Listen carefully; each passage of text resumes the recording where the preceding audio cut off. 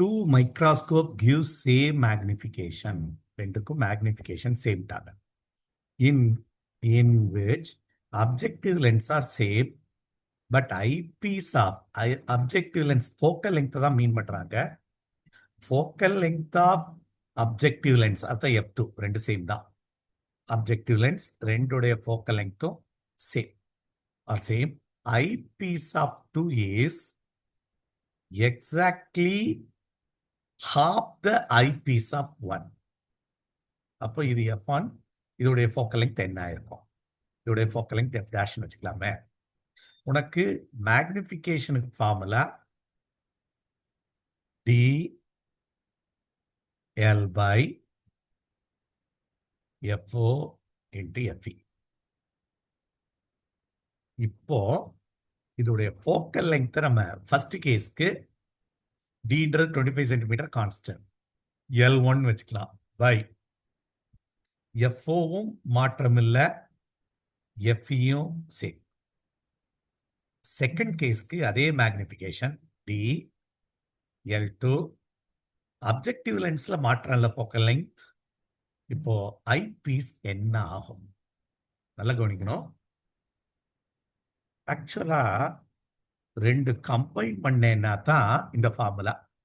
அப்போ 1 by f dash plus 1 by f dash is equal to 1 by f. இது fன்னு வச்சுக்கலாமே. அப்போ 2 by f dash தான் 1 by f. அப்போ f dash என்ன ஆயிரும்னா 2 times the focal length தான் மாறிடும். அப்போ இந்த ஐபீஸ் உடைய focal length வந்து இது மாதிரி 2 times மாறி 2 times f. இவ்வளவுதான் கண்டம். அப்போ half ஆயிடுச்சுன்னா focal length become double. இவ்வளவுதான். ரெண்டு ஈக்குவேட் பண்ணிடுவோமா? அப்போ dl1 by fo fe equal to dl2 by fo into 2fe. அப்போ fe cancel, fo cancel, dd cancel. அப்போ L2 by L1 கேட்டிருக்கா? L2 by L1 is 2. Answer is 2. இவ்வளவுதான் இந்த question. ரொம்ப easy. நல்லா புரிஞ்சுக்க வேண்டியது. ஃபோக்கல் லெங்த் அந்த ரெண்டா பிரேக் பண்ணிட்டோம்னா எக்ஸாக்ட் சென்டர்ல ஃபோக்கல் லெங்த் பிகம் டபுள்.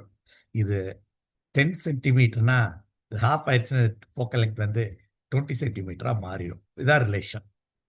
ரெண்டா உடைச்சேன்னா இது ஒரு f1, இது ஒரு f1, which is equal to 1 by f. இப்போ 2 times f1 will be equal to 1 by f. இப்போ f1 will be 2f, 2 capital M. Understand பண்ணியிருப்பீங்கன்னு நினைக்கிறேன். இது magnification general formula for microscope. Okay.